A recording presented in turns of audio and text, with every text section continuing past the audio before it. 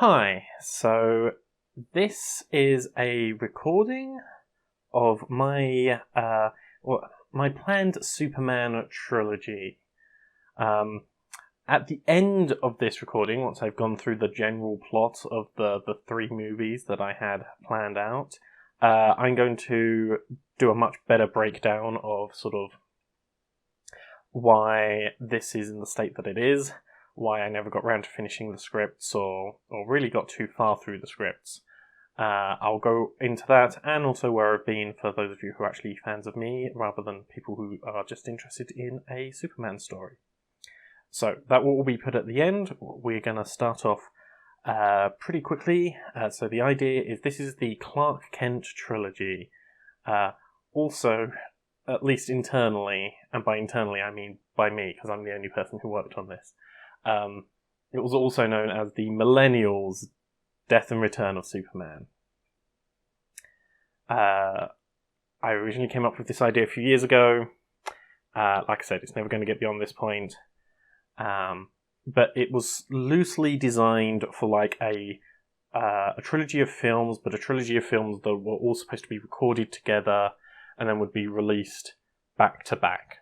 So the idea would be, like, we have this thing, particularly in Britain, where you'd have Christmas specials, and occasionally you'd have a set of Christmas specials, where you'd have sort of 3 movies or a mini-series sort of thing that would appear over the Christmas holidays.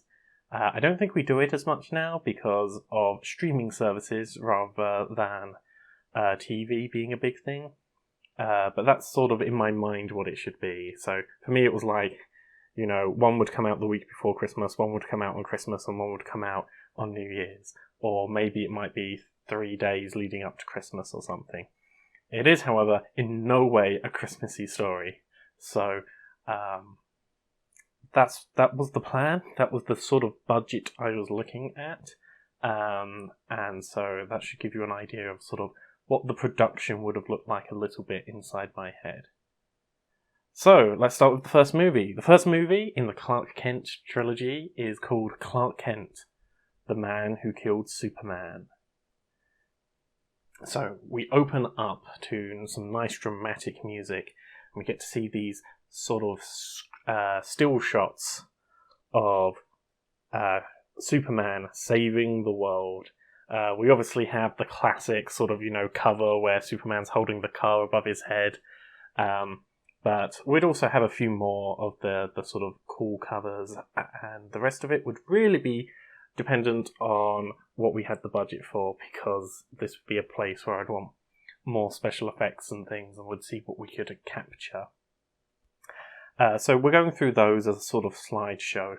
And the reason it's a slideshow, we eventually find out as we start pulling out, is because this is a best of production sort of slideshow on a news broadcast. And as we pull out, the epic sort of music sort of dies down, or whatever we had the budget to license or got the composer to do, and instead go down into a sort of the sounds of just the news production going on. The news show itself is talking about the fact that Superman has gone missing. And the important thing that they note is that very recently the Daily Planet released a scathing article about how awful the Superman's current situation is and how we don't need him anymore. And ever since, no one has seen Superman or Clark Kent, and it's now been 5 days since anyone's seen either of these people. And so there's sort of speculation as to whether or not something's going wrong. And then they push it through to they've got 2 talking heads who are talking about, how is Metropolis going to survive without Superman. The next bit's probably... So the TV is actually inside the office of Perry White. And I think because there's still information that I needed to tell on from that news report, rather than just having a huge news report explain everything, I think I might be sort of cutting between that and the scene that's actually going on in Perry's office, so we could mix the two scenes up together. The scene in Perry White's office is Perry White is there with Lois Lane and Jimmy Olsen. Perry White wants Lois Lane to track down Clark Kent and see what's going on because he is one of his employees and it's been 5 days. Technically that's what he's saying. In reality, Clark Kent's name is all over the news. He wants Clark Kent to write a follow-up piece. He thinks like he got loads of clicks because of the Clark Kent story and how much everyone thinks that's the thing that has scared off Superman, and so he wants Clark Kent to write a follow-up, and he's sort of sending Lois Lane to track him down to make sure he's safe, but also to convince him to write an article that will get them loads and loads of clicks and ride the wave of popularity. He's sending Lois Lane because Lois Lane is married to Clark Kent, so is an obvious reason to send her. And he's sending Jimmy Olsen because my Lois Lane is small but slightly scary. She is, the way that I've seen the dynamic of Lois and Clark working is that Lois is the person who gets the story, but actually isn't a very good writer. But she's got that sort of attitude of chasing down the story and not letting things go, and that she's very much the person who gets the facts. And then Clark is the person who has more of a poetic license and makes the articles readable and fun and gives perspective on things. So that's sort of how I see their dynamic going. So I have this view of a very small woman being utterly sort of intimidating, owning any room that she stands into, as well as sort of sneaking into places where she shouldn't be, which has always been sort of why Superman has come to save her so often. So that's our and Jimmy Olsen is coming because I think Perry is a bit scared of Lois Lane without Clark Kent. That he very much sees them as two side, but he also sees her. He sees Clark Kent as being someone who softens her, and he's a little bit worried about Lois Lane doing something dangerous if she doesn't have someone calmer. So he sends Jimmy Olsen because Jimmy Olsen is friends of the two, and apparently he can afford to. Perry can afford to not have Jimmy around right now. Also, I need Jimmy Olsen to be part of the rest of the script, so, of course Perry's going to make that decision. So that was our sort of what's going on that side of this the discussion. On the other side, we've got the talking heads, which is sort of loosely setting up the world. Like, on one hand, you've got sort of the more liberal person trying to say, look, although we've lost Superman, this doesn't mean that, criminals can suddenly run free. We still have a police force. And then the more right-wing talking head is going, this is why you can't trust aliens and people with superpowers. This is why we should, bring back Batman. Batman was just a regular person rather than a superheroed person, and he really knew how to clean things up. And then the other person sort of coming back at him and going, well, I mean, we haven't seen Superman for sort of like the last 5 years or so. He's like, it's pretty big stretch. And then, so the other one's going like, but this is the sort of reason why, Batman should come back and we need Batman. And the other person's going, well, actually, I think if you look at Gotham, that in reality, although Batman did sort of work as a stopgap in trying to keep some of the criminal elements down, that actually, since Batman's retired, I think you'll find that Bruce Wayne has in fact done a much better job of keeping Gotham safe. Bruce Wayne was a billionaire. Now he's only a millionaire because he has expanded Wayne Enterprises, but expanded it in a way so that he can offer loads of job opportunities. It means that Gotham's got this really high level of employability. They have a really high minimum wage, which sort of, over double what the national average is. And overall, it means that the homelessness and the number of people turning to crime is just so much lower because everyone's pretty happy with a Wayne Enterprises job, and the other companies around the area, because there's been more money, and there's more money around. It means that, even if you're just not working for Wayne Enterprises and you're working on like a bakery or something, then the fact that there's more money around means that those businesses can do better. And like I said, Wayne Enterprises is putting a lot of effort into retraining people and trying to make opportunities and up the level of work.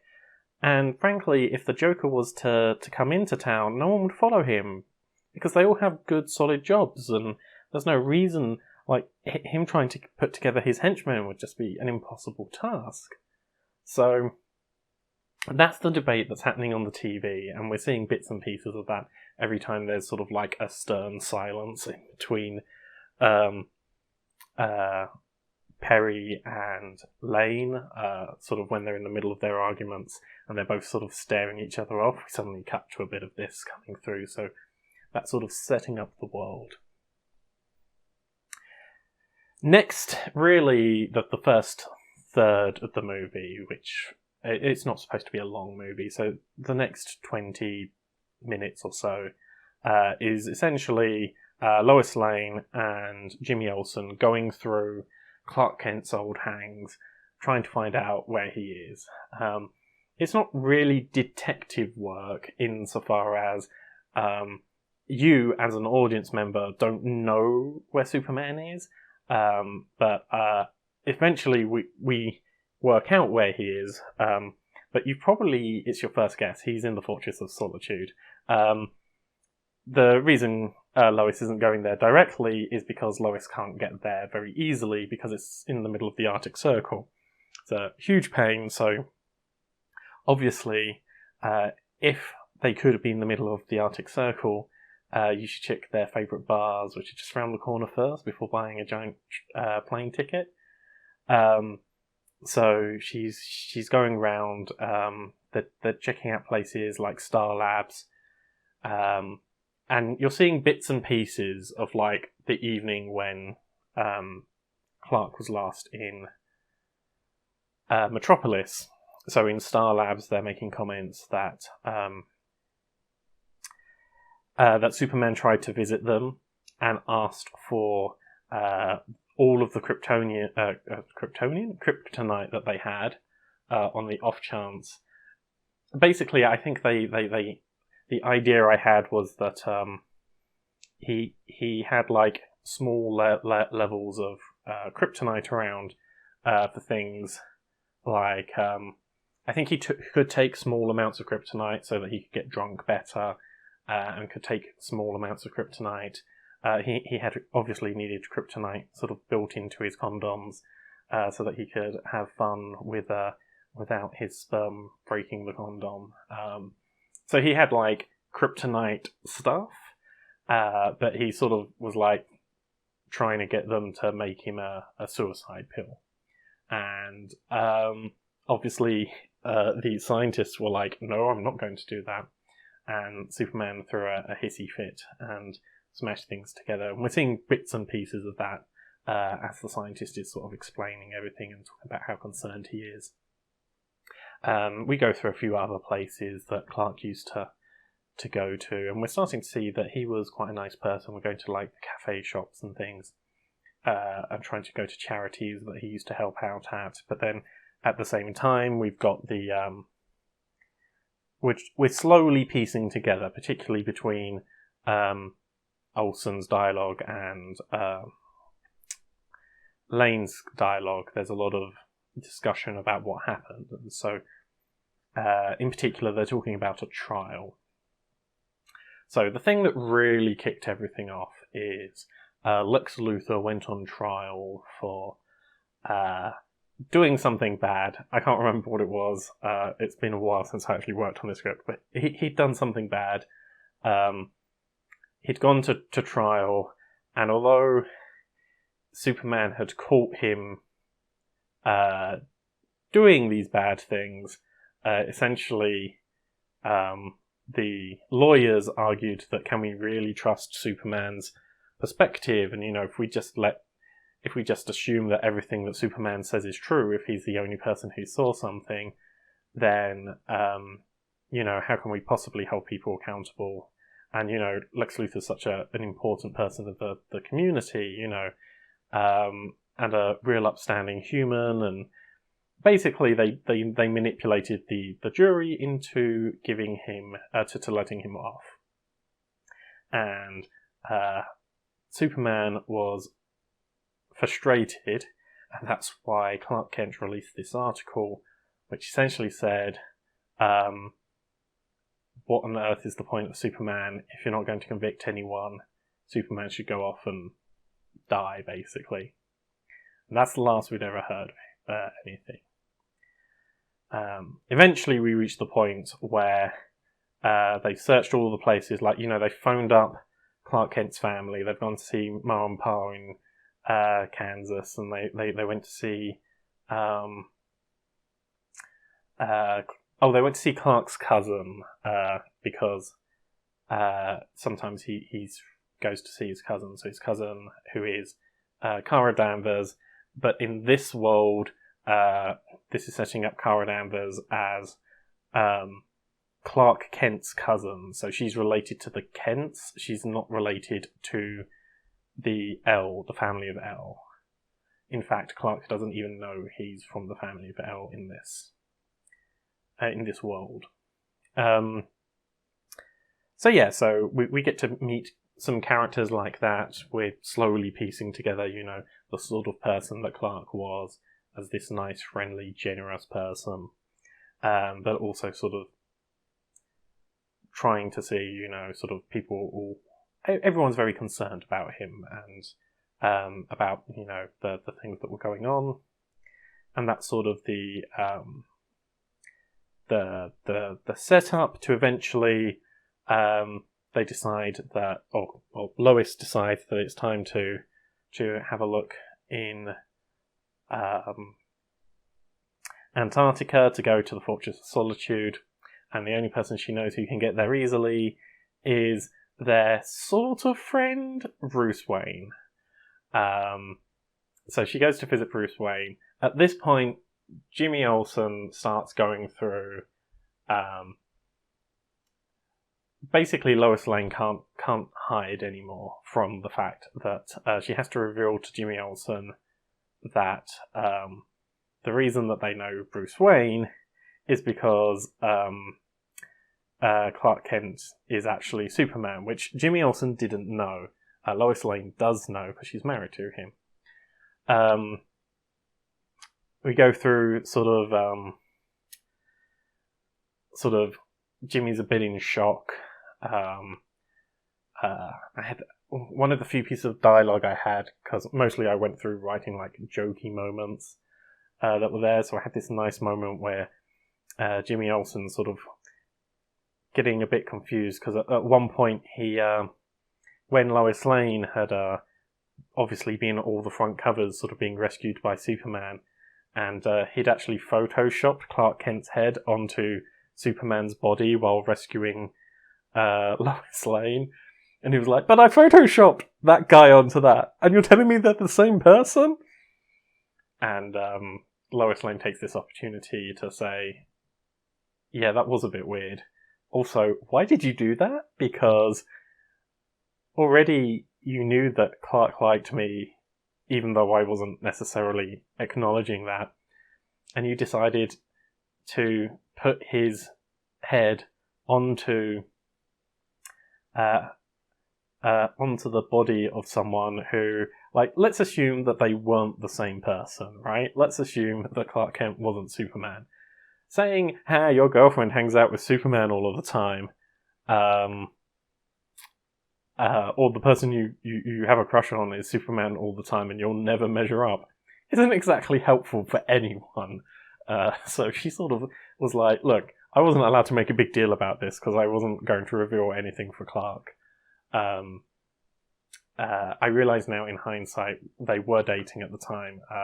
I misspoke just 2 seconds ago, and so they were dating, but basically she wasn't allowed to make a big deal about it because Clark didn't want anyone to accidentally start putting things together when she sort of made a big deal about it. But she was like, well, now that you know, I can speak my mind, and is again part of that slightly scarier Lois Lane.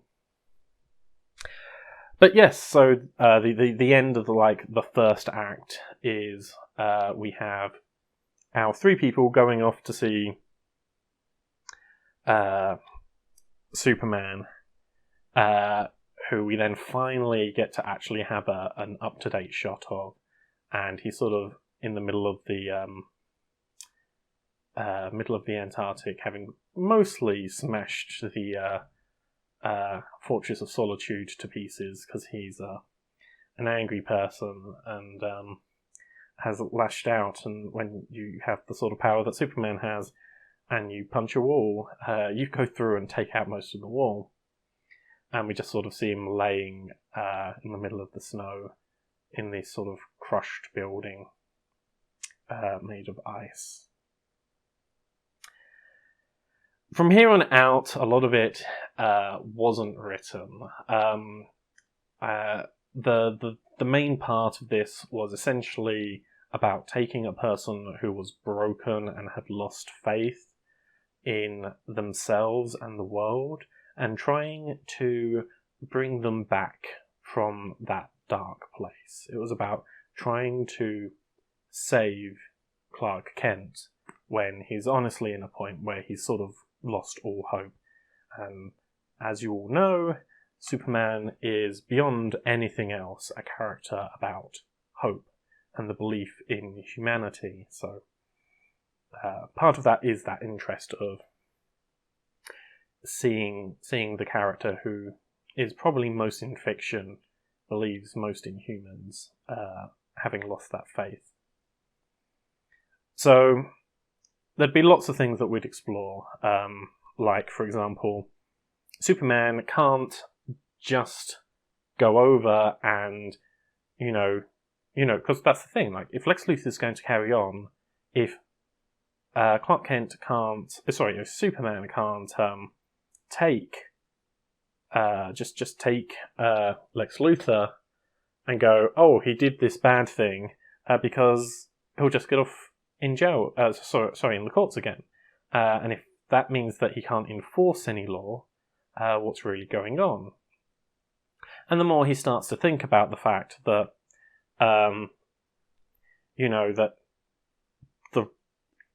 it doesn't matter what he can do as Superman if the world still doesn't acknowledge these things, and the more he starts to realise what actually he's been doing is that although he's been cutting down on blue-collar crime, as in, cuts down on thugs and things, but actually, when you look at the way that Metropolis is run, Metropolis has actually started to have a big problem with businesses being slightly lowering wages, not being as good to their employees, and they don't need to worry because if anyone tries to do anything scary to their boss or acts out, Superman comes in and saves them. And although Superman isn't directly working for any of the companies and wouldn't do something because a company asked him to, that by primarily focusing on blue-collar crime and not white-collar crime, he has in fact helped make this imbalance that is causing his own problem. The reason that everyone likes Lex Luthor so much is because he is seen as this successful person, but one of the reasons he's a successful person is because in many ways Superman fixes any of his mistakes, because any time there's a natural disaster or a military experiment gone wrong, people were just talking about how wonderful Superman is rather than focusing on the fact that it was caused by Lex Luthor, and that's sort of a problem, because you're not fixing the problem, you're just sort of being a patch to cover things up. And obviously as Superman, he can't just come in and take over everything. He can't just suddenly say, look, I'm going to lock someone up away because I think they're dangerous, because that essentially makes him into a villain. That makes him into the thing that Lex Luthor always gives the hate speech about. What happens if Superman decides to become an authoritarian and just decides who he can lock up and who he can leave around. And so Clark's going through that, saying, I'm doing more damage than I'm helping, I think. Because although I can save lives from natural disasters, because no one cares about global warming and no one cares about the fact that they're damaging the world, we're not fixing it. And so the world's just getting worse and worse. But so long as I keep saving people, people don't see the real danger. So he's going through this huge crisis of faith. And to pull him back, I've got the reason I've chosen these three people to come and save him is because Jimmy Olsen is the person who loves Superman. He thinks Superman is wonderful. He's a huge fanboy. He's still slightly coming to terms with the fact that Superman and Clark Kent are the same person.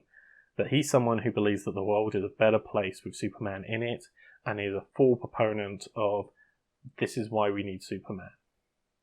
We have Lois Lane, who honestly loves Clark with all of her heart, and she's there just because she wants him to... I don't want to say get back to normal, because that's not really... she wants him to get through this.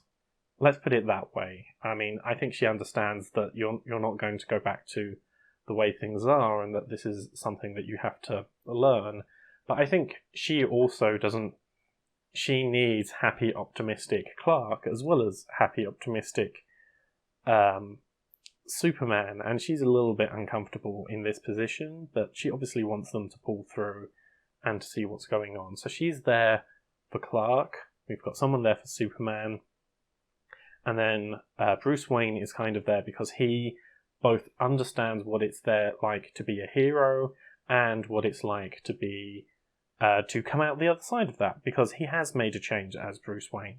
And because of that, he can give a new perspective to Clark as opposed to anything else. I've got a number of fun bits and pieces, most of which are Batman lines. Batman's just really good at making jokes because he's got kind of a darker side, which makes him quite good for those back and forths.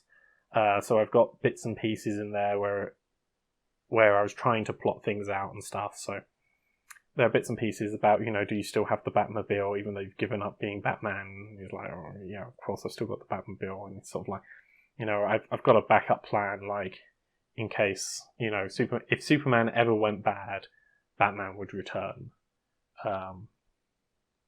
Is his perspective, because we do go through this, like, at the time that Batman was there to take down the gangsters, and then Batman kind of inspired Superman, but Superman has superpowers. He can do everything. There was a night where all of the criminals broke out of Arkham, and within an hour, Superman had just caught everyone except for the Riddler, and Batman had to track down the Riddler. But then, sort of, they're talking about that, and then Batman or Bruce Wayne here is sort of saying, I know that you didn't catch the Riddler on purpose because you knew I'd catch him, and that you left him out there for an extra, because it took Batman 4 or 5 hours to track down the Riddler.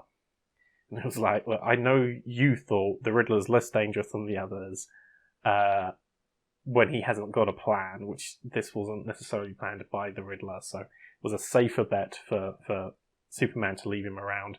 But it was also kind of as a morale boost, so Batman felt like he was doing something. And that was kind of because Batman knew that's what was going on, because he's a smart guy, famously a smart guy in the DC universe. And it was like, if Superman had just taken over, maybe he'd have been like, oh, I've got to be better. But when Superman's even going to the point of trying to make him feel good and not sort of go, oh, you shouldn't be out here, that was actually sort of more convincing to Batman that he wasn't needed and that he could do other things. So that's sort of where Batman's story was and why Batman disappeared sort of 5 years ago. But he's still got that sort of, he stays in shape. He's prepared for Batman to return in the event that Batman needs to return. There's a bit where Clark Kent's going, so you want to, if I turn bad, you're going to take me down. How on earth do you think you're going to do that? And Batman's like, if I told you, I'd have to kill you. And Clark's like, oh, fine, be that way. He's like, no. I have 2 plans to take you down, and only one of them is, or I only have the one plan to take you down alive, and if you know that it's coming, I'll have to go with one of the plans that takes you down that kills you. I'm not telling you these plans because I don't want to kill someone who's very special to me. So we've got nice little moments like that, and ultimately we go through this. We go through the depression, the fact that he's with people who love him, and that he can still make a difference even if he's not Superman. Like, if he feels like he's not making a difference as Superman, he just needs to change what he's doing. And if the best way that he can do something is to not be Superman, then that's also just fine. Like, sometimes being the right thing at the right time is useful. Sometimes you just have to move on with your life. You have to realize that either you're not right for this job, or the job that you're doing just isn't right for the world anymore. And so he starts to realize that actually, if the world is siding with Lex Luthor rather than Superman, that's actually a communications problem and a press problem. And he works in the press. He's a reporter. That's his job. And he starts to realize that he's never really been able to go quite as strong as they want to go, because Perry White is a bit more mercenary and wants to sell. My Perry White is a lot more J. Jonah Jameson, mostly because in general I'm more of a Marvel fan and I don't know as much about Perry White, so I have him as this much more mercenary type of Superman. Type of editor, and so he does have this sort of,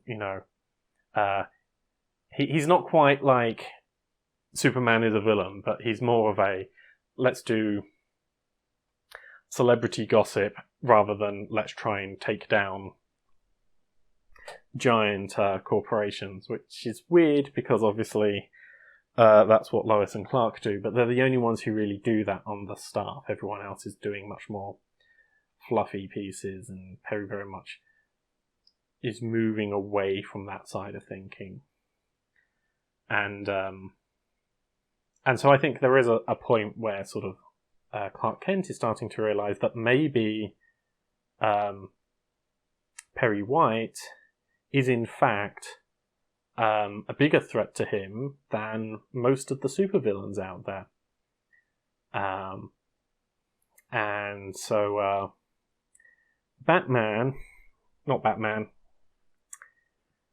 Bruce Wayne is like, well, I do have money, and I do like funding projects that I think make the world a better place. How about you make your own news site? And that's sort of the end of the movie, is that they sort of come to this realization that what we actually need, we don't need superheroes, we need really good reporters. We need people to think about things, to actually listen to things, to work out what's real, to stop listening to the lies, to stop listening to try and listen to each other and respect each other's point of view. and that to push that forward, they're going to put together a new website about truth, justice, and the American way, and it's called JusticeLeagueofAmerica.com. So that's sort of where we're ending. And the first article is an interview with Superman and Lois Lane, where Superman is being interviewed, and he talks about how, essentially sort of summarizing some of his thoughts. He's like, look, if you get attacked by creatures from another dimension or something from outer space, I will come and protect my home planet, which is Earth. It's where I call home. And if you're being attacked by something like that, that's fine. If it's anything else, though, anything that's man-made, anything that you guys are responsible for, I can't intervene, because by intervening, I am stopping you from being able to deal with this yourself. And you need to be able to hold yourself responsible. And right now, holding Earth responsible for itself isn't about putting a whole load of people in jail and capturing people and leaving them for the cops. Right now, it's about forcing people to confront the fact that they are destroying the planet through global warming. They are destroying the society by having huge wage gaps, and they just need to focus on being more inclusive. He shares that he's got a lot of hope that humans can turn this around when he gives them this opportunity, and that he will come back when absolutely needed. But right now, he doesn't think that we need him. What we need is for ourselves to rise to the challenge, and he has every faith that we can do that. And that's the end of the first movie. The next two movies haven't been as planned anywhere near as much. Obviously, this first movie was the one that I really was trying to write the script for. The next two are much more of a loose outline, so I didn't really have anywhere near the sort of scene-by-scene breakdown, or sort of this is where these things will all go, so it was a lot looser. The second movie was essentially going to be my version, I guess, of Newsroom, which was essentially... so the idea would be that they put together the Justice League of America with... obviously, we've got Bruce Wayne's running it, we've got Clark Kent and Lois Lane as reporters, and then when they start hiring extra staff like Iris West, the fastest reporter alive, a female lawyer who has been going through fighting legal cases and for women's rights and for rights of people in general, and she started to pick up the name the Wonder Woman. So she's sort of there on a political front, a legal front, and to look at the legality and things. Also, side note, I didn't really fan cast too many people because I just didn't. I was just trying to keep things pure, and I knew that I was going to release this in an incomplete form, so fan casting felt wrong. The one person I did fan cast was Wonder Woman, and I really wanted Laverne Cox to play Wonder Woman, because just the idea of Laverne Cox playing Wonder Woman just really tickled me in a particular way that I felt that she'd pull that off very, very well, as well as being a nice progressive move. Also, we've got Oracle, Barbara Gordon, who is a tech genius and writes articles on the technology and where things are going. We have Arthur Curry, who is writing about the environment and all of the nice things that are going on there. Who else did I have in there? I think this is where my knowledge of the DC universe went a bit wobbly, because I don't know enough about Green Lantern and part of me wanted to have like a Green Lantern character in there. I was thinking of possibly having him as like a war correspondent.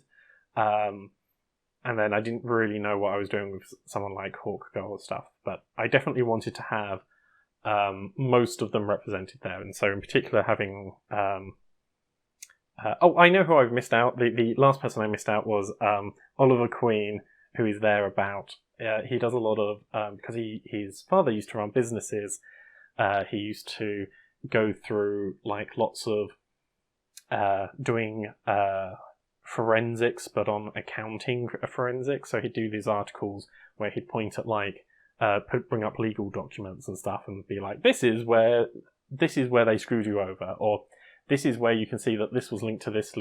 And because there are lots of documents and things, he would punctuate them all with these big green stylized arrows, which would point to all of the highlighted sections. And that was my sort of, why do I have this person called the Green Arrow? So that was the idea, was that you sort of brought these people together, and it's about sort of trying to look at all of the things that are going on. So I've got people covering the environment, current affairs, because current affairs was obviously Iris West, because she's the fastest writer, it's current affairs, and she's the fastest reporter. We've got, investigative journalism, sort of looking into finances, looking into the environment, looking into human rights with Wonder Woman, which were a lot of the things that I felt were really important to be covered. During this time, Lex Luthor is trying to run for president, and so although the day-to-day is sort of let's look at how things work on and how the newspaper works, they're also very actively working against Lex Luthor, because Lex Luthor is running a campaign based on lies and is trying to express things that aren't problems as problems, and things that have problems and aren't. So there's lots of stuff like that going along that sort of builds up that story, and obviously the story ends with the election, and it turns out that people eventually decided to listen to our good reporters, and they managed to cost Lex Luthor the presidency, because people just saw that he was saying nothing but lies, and no one could believe anything that he was saying, and that would make an awful president. So that was my second film. I think I actually have more details on my third film. My second film, I didn't give you the title. Second film is Clark Kent, the man who looks a bit like Superman. The third film, which is Clark Kent, the man who saved Superman. So, the third film starts off with... So, briefly in the first film, we sort of got introduced to Clark's cousin. And I think she possibly appears in the second film, but it would be a throwaway scene, which obviously has not been written because I didn't know all of the details of that second film yet. But we have met Clark's cousin, Cara Danvers, who is a huge Superman fan and doesn't know that Clark Kent is Superman. So she finds her reporter incredibly sad. Her cousin to be a bit lame because he's just a reporter, and gets annoyed that, I think even in the second film she's the sort of person who'd be like, we lost the coolest person around and instead my cousin's supposed to be this hero instead. How would that ever work out, sort of thing. She's slightly younger as well. Like, for me, she's sort of probably like 18 or so, rather than sort of being at the same age as most of the other characters. So, for the third film, we start off with her, and she is walking down the street at night, and there was a crime going on. I went back and forth as to what it was. I think it's a rape. some of my friends who I sort of pitched this to discussed maybe it should be sort of more of a gun crime or something, but I still think it was a rape, so we'll go with that for now. Someone's being raped, and they're being.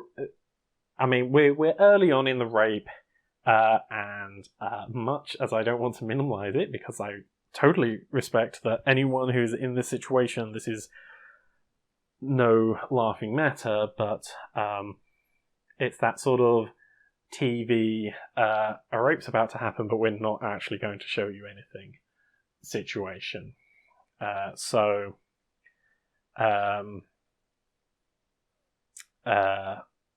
someone's really just being very roughly handled in the back of an alley, and something very unpleasant is going to happen to them. And they're crying out, and our shot is essentially of people walking past and ignoring it. And then Cara's not the one being raped. Cara is just one of the people walking past, starts to walk past and then sort of has a second thought and then decides to go back in. And when she goes back, she decides to stand up against this person. And although her and the person being attacked managed to be enough of a threat to scare off the attacker, he does go back and he does get enough punches in. This is probably where the gun or a knife would come in. I come from England, so I tend to think of this being the sort of person who would carry a knife rather than a gun. But yeah, a knife comes out, and Cara ends up in hospital. At this point, I realise... So I'm recording this all in one take from memory, and I have now realised that I have forgotten a very important detail here.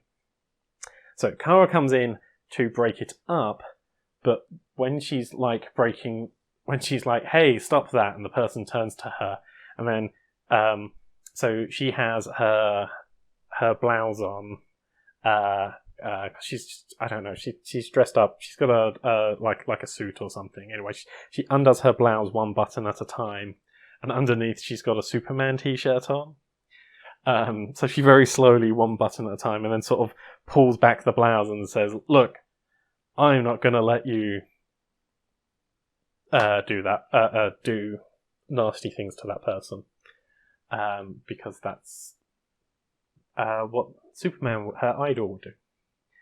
Everything else was exactly the same, so she sort of scares him off, but he does bring out a knife, and she ends up in hospital. Clark Kent is obviously very upset about this. Seeing his cousin be in hospital is a really bad thing, but the more he hears about the story, he realises that his cousin is just as annoyed at all of the people who walked past and didn't help. Because if there'd have been more of them, then this wouldn't have been able to happen. That, from her perspective, there's a small amount of responsibility that was placed on the fact that there were people just walking past, not doing anything. And Clark's kind of touched by this and talks about it in a news article on his now successful website. And then we start to see the majority of the film, which is the rise of Superman t-shirts being something that people suddenly... lots of people start wearing shirts or blouses over the top of a Superman t-shirt. And then when someone says or does something that they don't approve of, they sort of go, I'm not going to let you do that. And at the beginning, this is sort of a really nice moment. Like, crimes are being stopped by people in Superman t-shirts. People are trying to make the world a better place. And then it starts to become a bit more sort of weird with suddenly, someone walking past and some old lady walking past, walking her dog, and the dog does a poo and then wanders off, and then suddenly someone undoes their Superman t-shirt and is like, no, go back and pick up the poop in your bag. And it sort of becomes this symbol of being good for society. but then also goes down this weird path of eventually people start using the I'm a Superman and I'm going to intervene to represent things that Superman doesn't approve of. I'm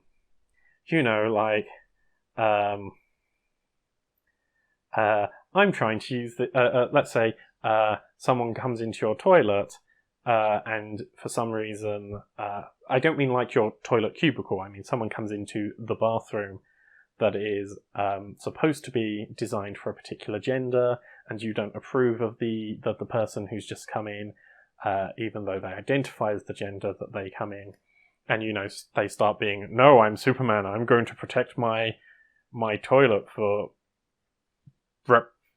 because you don't belong here. Obviously, from a personal perspective and the perspective of the movie, that is not the correct use of Superman logo, and not the correct use of because they do belong there. Like, they identify as that person. I'm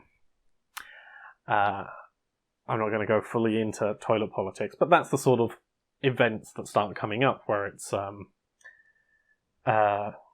things that some people are like, well, I feel like Superman should be stopping this, where in reality what they're trying to do is put their own prejudices and they're forcing. There's a difference between that's something that's wrong and we need to step up and stop that, to that's something I disapprove of and I'm going to step up and stop that.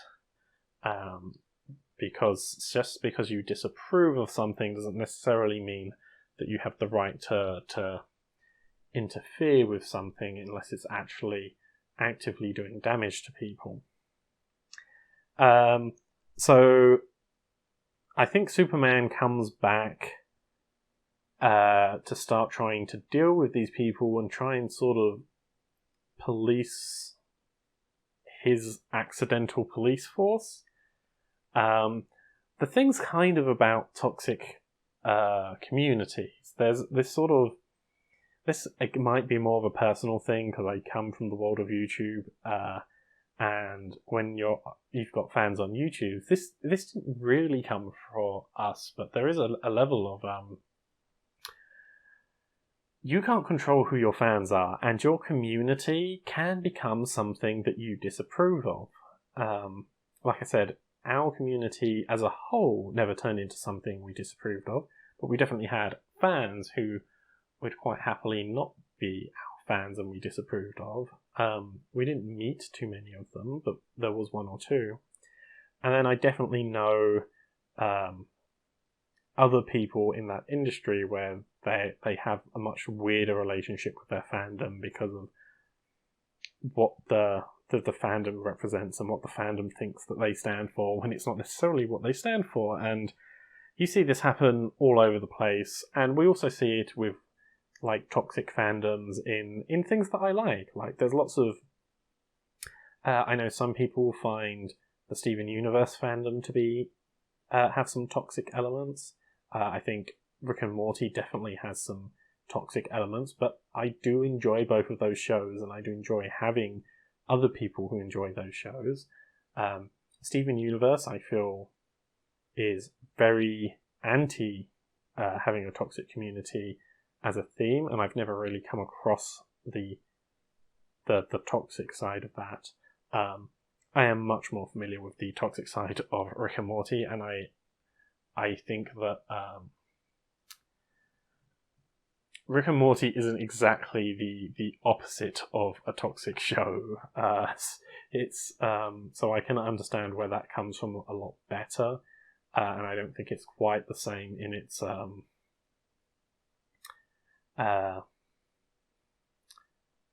like, the thing is that Rick from Rick and Morty would definitely be part of a toxic community, and Steven Universe and Superman, bring us back onto top point, wouldn't be part of those wouldn't be happy with the toxic community, because they're both about inclusion. And so that was sort of the theme that I wanted to explore.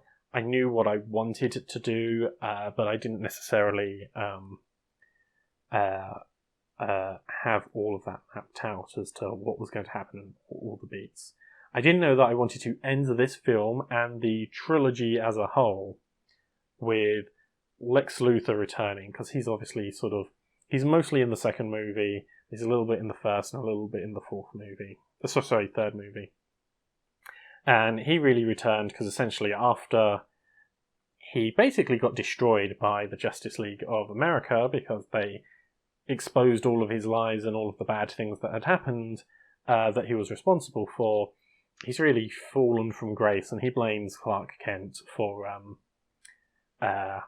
his downfall. And he has worked out that that Clark Kent is Superman, and he decides to prove that Superman has vindictively come after him because that's always his narrative, that Superman was victimizing me. He comes after Superman. He comes after Clark Kent with a gun, and tells him to show everyone that he's Superman, or he's going to shoot him and show the world instead. But rather than Superman having to deal with this situation, instead we have a I am Spartacus moment where all of the other people in the restaurant expose their Superman t-shirts and stand in front of him and like, well, you can't shoot him, you have to shoot me first, sort of thing. And it's a nice touching moment where Lex Luthor realizes that his lies haven't won him the people, and that really showing people love and affection is actually makes a much more productive society and a world that he just doesn't belong in anymore. And that's the end of the third movie. Trying to shift the way that the society has worked to try and take more responsibility for things, and a world where responsibility has been taken by everyone, not just someone with superpowers, and that Superman has become an ideal rather than a person, and that ideal can become a more useful thing to us than anything else. So, that was my pitch. I hope you enjoyed it. I'm now going to go into some of the how I came to this, and a few bits and pieces that didn't make it through into my retelling and stuff, and a bit more about me. So I basically came up with this. Originally, it was essentially a joke that I had when I was getting annoyed that two things. Like, obviously, Trump being elected to president and Brexit happening around the same time really had me in a low place. And I'm a person who's a huge depressive, so I'm already in a low place, and this took me even lower. So obviously the first movie is very much focused around me being in that environment where I just lost faith in the world, in people.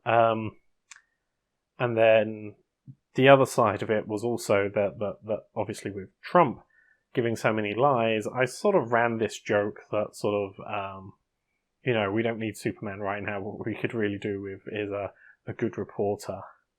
The other half of this was also just a joke that I didn't think the more recent DC movies had been very good, and B, perhaps more importantly, I'm currently going through massive superhero fatigue. I, in fact, earlier this year spent months trying to work out why I don't like superhero films. And I did work it out, and that may be a podcast at some point, but I stopped recording my podcasts because I actually was recording them. I used to record one podcast every 2 weeks or so, but then never release them. And so I have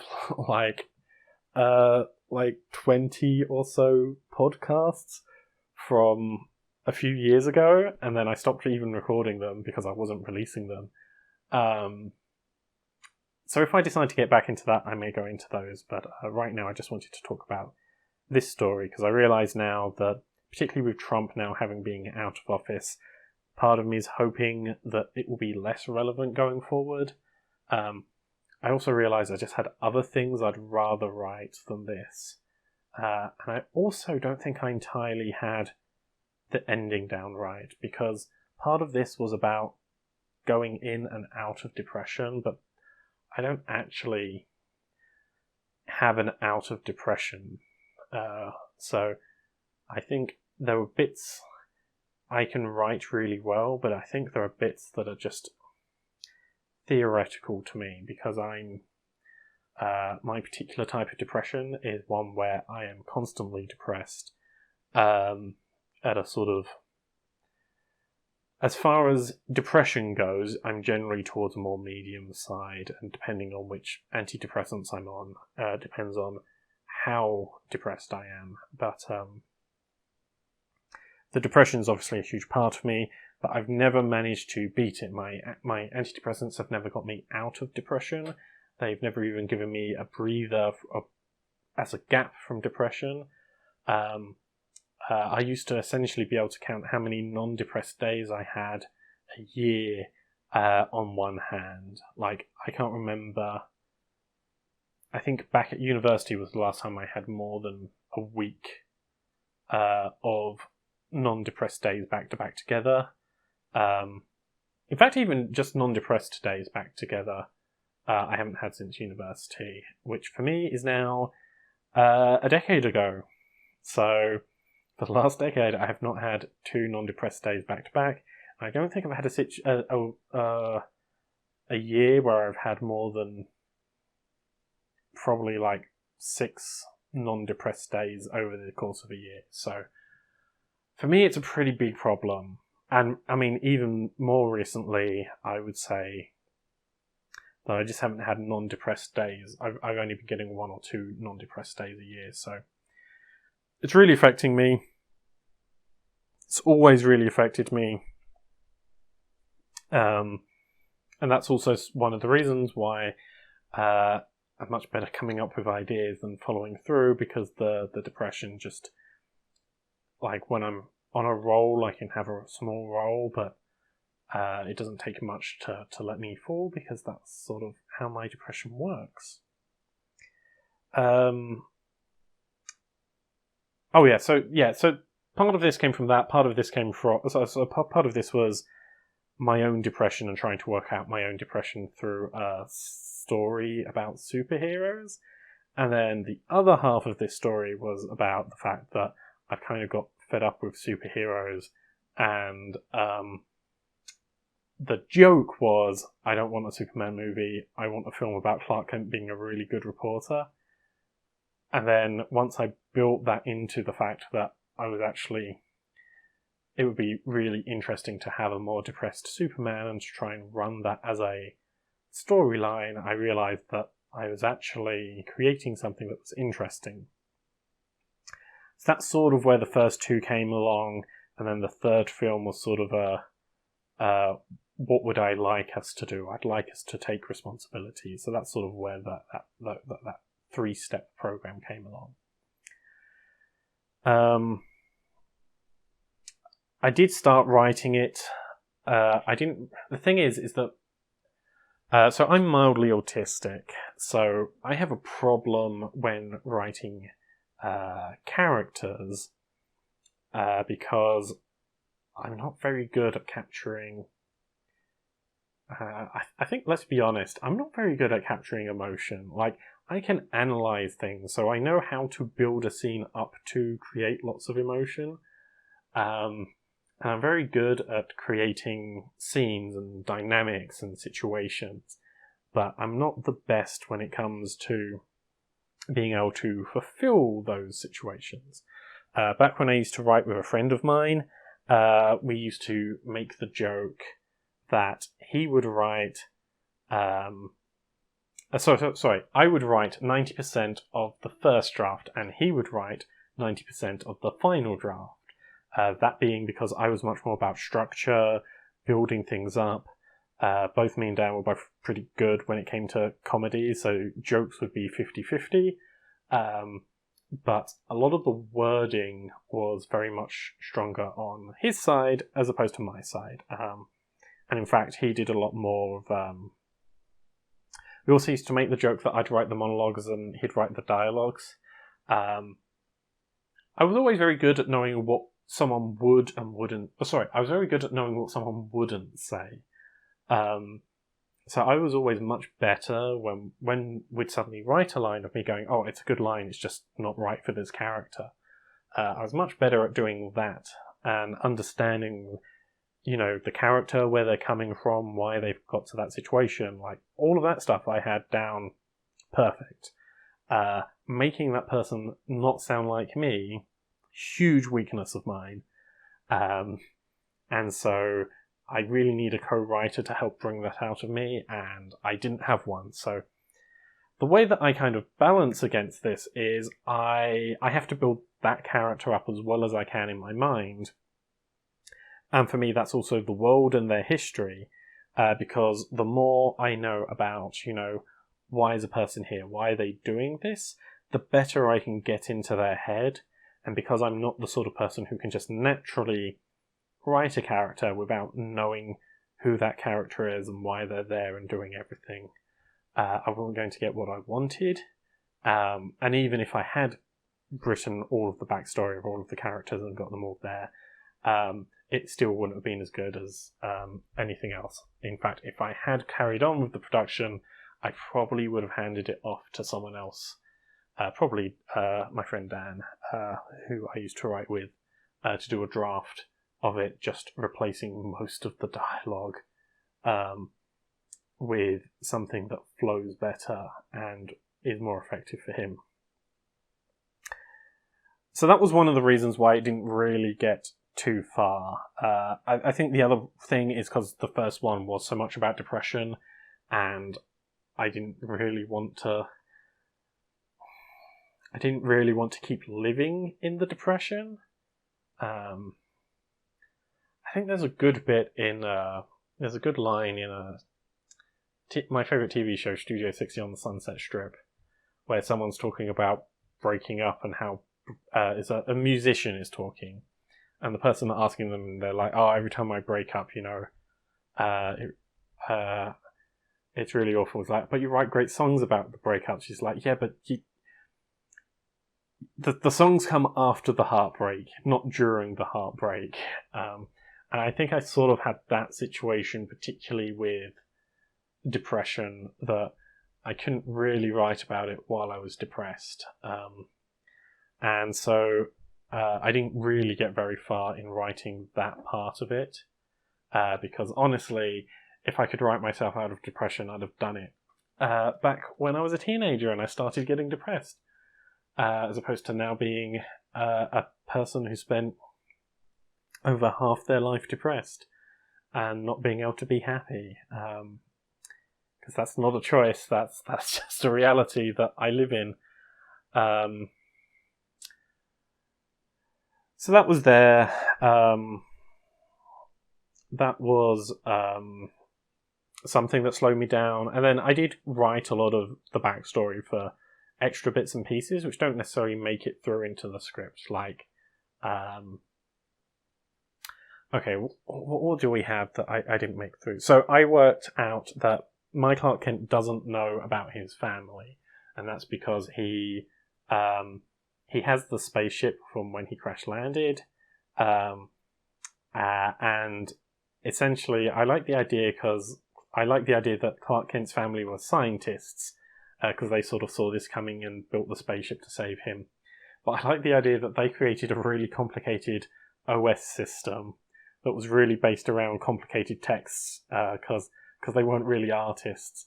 And so he has a sort of OS system, this holographic OS system for his pod, but he can't interact with it because it's this really weird language and it's so awkward and confusing.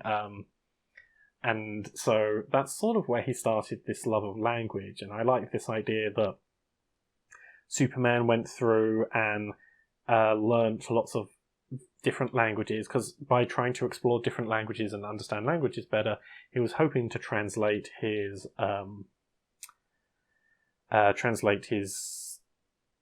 this OS system, and he hasn't really made very much progress on it, but he keeps coming back to it. his common pet project is to have a look at this thing. But that's sort of where he became a lover of like poetry and languages, and that's where he eventually sort of got to where he is. In fact, the reason he moved from writing poems into being a reporter is because at university he asked if he could for America it would be college. So like when he's in college, he wants to put his poems in the campus paper. And Lois Lane is the student editor of the campus paper, and she being the very sort of, no, this is about hard-hitting journalism, I'm not going to put your stupid poem in here, like this isn't a newsletter, this is a proper paper. And so they sort of strike up a deal where he'll write articles for her, she posts his poems, and eventually sort of build together into turning him into a reporter where he can both be poetic in language but can also get over a point. And that by them working together, Lois found that he could make people want to read her articles, but she was giving him something worthy of saying. So that was sort of where their dynamic came from. And the thing is that some of that might have made it into the script, like when they're reminiscing over sort of when they first met might have happened. Maybe there might be a reference to this thrown away when sort of like, why does Clark occasionally like to go and see Mom? But Pa, like, how often does he go and have a look at the pod and try and work out the language and things? Like, these are things that might have come up in the world, but they're also things that might never have come up. Okay, so my Lois Lane, I had this idea or this image of her as having a sort of messy hairdo, where she does that sort of, likes to wrap her hair up in a bun and have like chopsticks in it. And I liked the idea that her chopsticks all had like the Superman logo on the top of them. Sort of inspired by the Man of Steel stuff, where they've got like the long tubes with the Superman logo on the top of them. Only for her it would be chopsticks. But the idea is they'd all be gadget chopsticks. So she has one that's like got a hidden recorder in it, and one that's got like a hidden camera in it. One's like you press it and it's got a flashlight. One can sort of copy Wi-Fi details or can track down things. Like, I like the idea that, you know, just like how Penguin has all his umbrellas, that she has sort of a lockpick hidden inside of one of her chopsticks, and that she has this collection of sort of, I can get in and out of trouble with these chopsticks.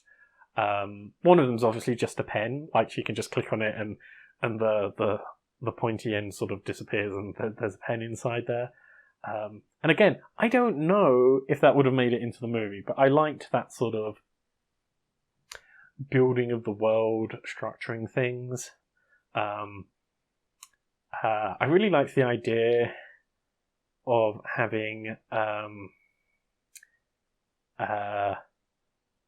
Lex Luthor as Native American. And again, this is something I'd do more research into if I was actually going to fully write this. But I sort of liked the idea.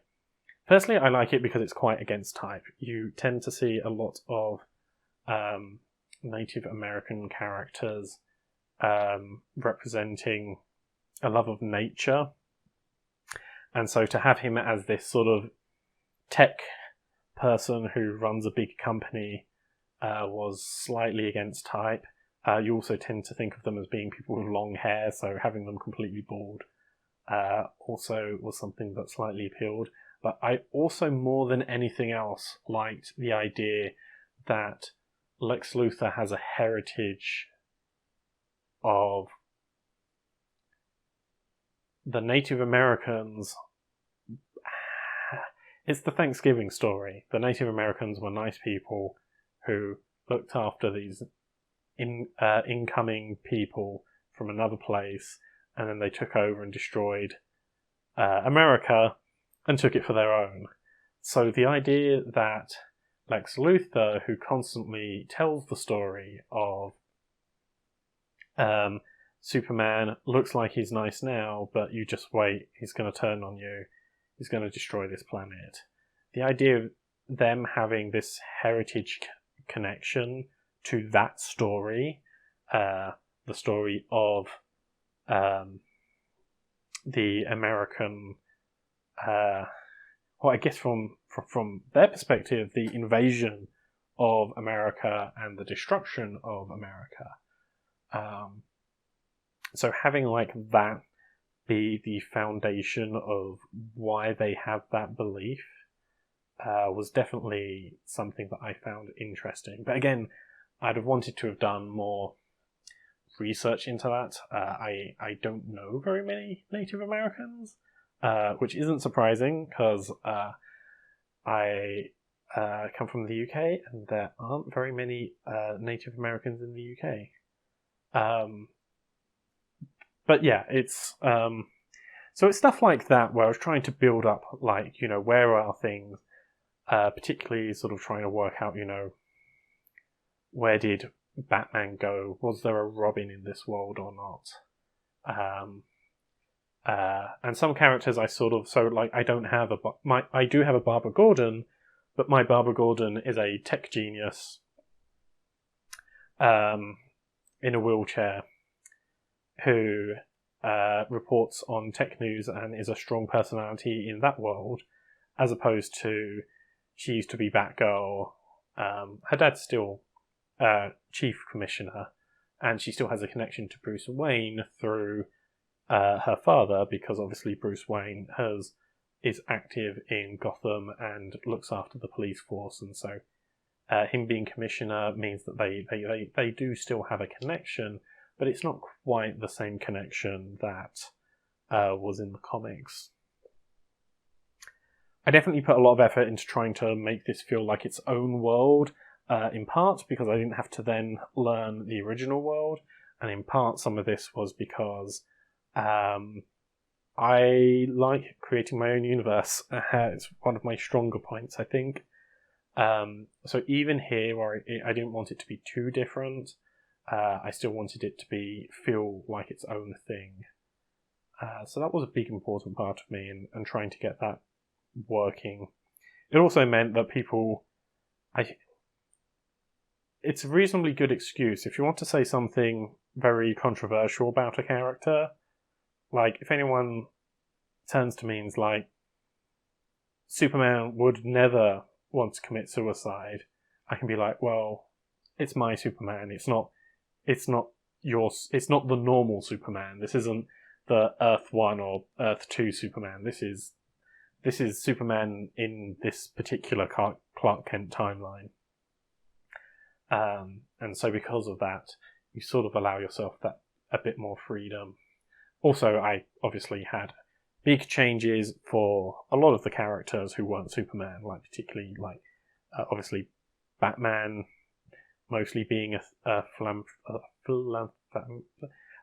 Bruce Wayne basically saving people with money rather than and trying to put money towards the right places rather than going out and beating people up was obviously something that I wanted. I'm not the first person to say it, but it would have been a fun thing to play with, because I don't think it's been played with in the media that much. I think it mostly gets played with fans making jokes about it. But I also wanted to play with it not in a... I feel like that there are loads of places sort of being like... particularly when you look at things like The Boys, where it's like, let's look at the bad side of what happens if you really have a superhero. And I think the real reality is that for the superheroes to work, like, there needs to be a legal structure to set up to handle them. And if we can't convict people correctly, or the opposite side is like how much vigilante justice can work. It's tricky, and so that definitely was the thing that I wanted to say, which was, it's not even Superman working at his best is problematic because he's only dealing with a very easy problem to handle, and not the much harder problems about how we run our society. And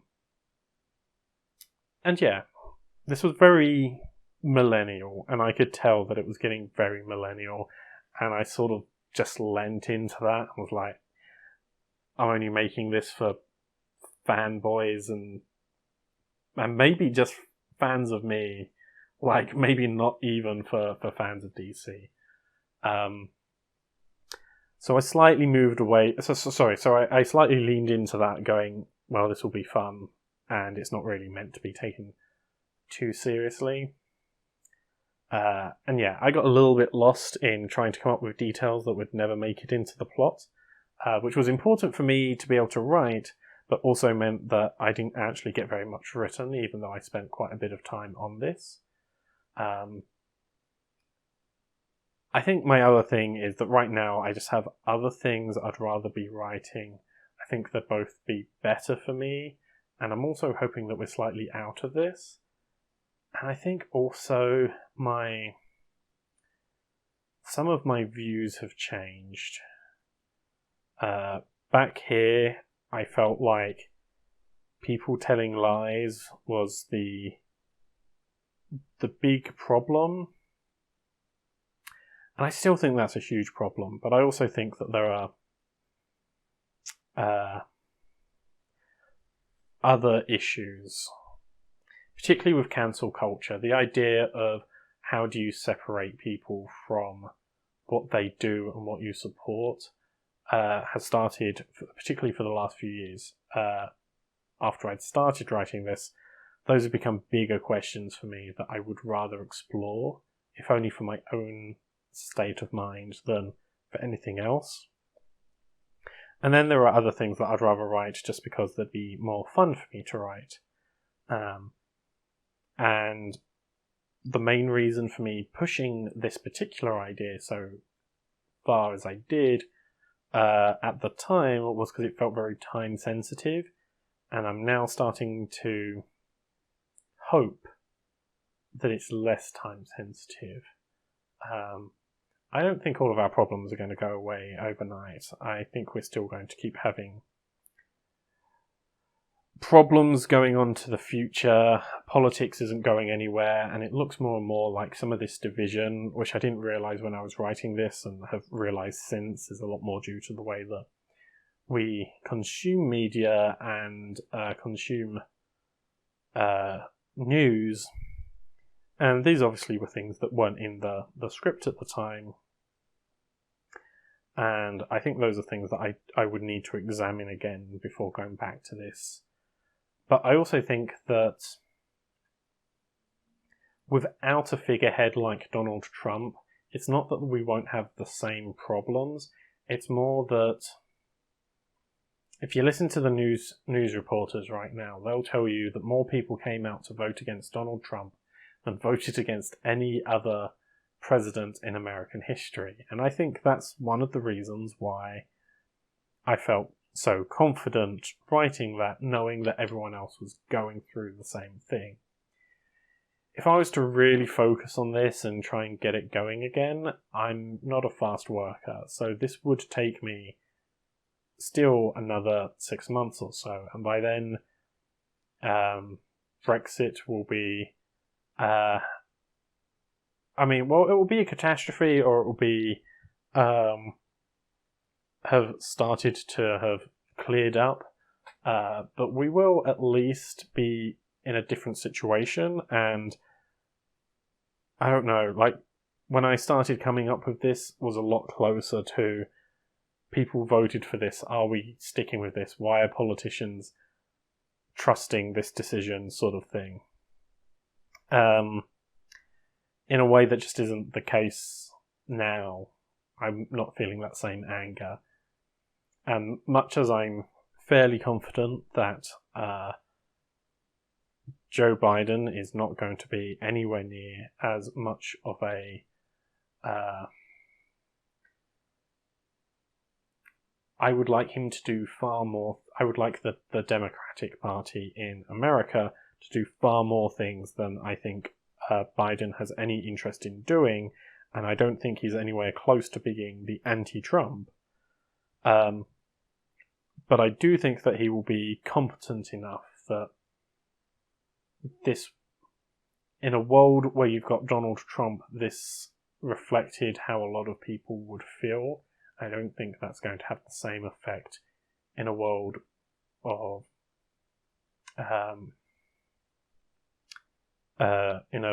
under a Biden presidency. I think the frustration is going to be much more about a frustration of inaction as opposed to a frustration of misinformation. So that's why I'm not working on it anymore. I have things that I think I'd have more fun with, and I'm not saying that any of that stuff's going to happen. Mostly right now, I'm really trying to take more effort. In fact, the main reason I stopped focusing on this was because I was, particularly at the beginning of 2020, really taking time to focus on myself and try and get myself into a good place. And I had started to make progress, and then obviously the world crashed into a million pieces, and I've then just been like so many of us, in survival mode. I realise I barely tweeted anything this year. I definitely haven't sort of produced anything, and I thought just as we were coming to the end of the year, because for me this was always supposed to be like a Christmas year sort of thing, and I realise now that I'd lost the time frame to make this, that this would be something that some of you would find interesting. So I hope you all stay safe. I hope you all have the best holidays that you can, and I wish you all the best of luck to live in this world. And that is sort of the mind state I'm in right now. I'm very much in a, if you can survive life, particularly right now, you're doing well.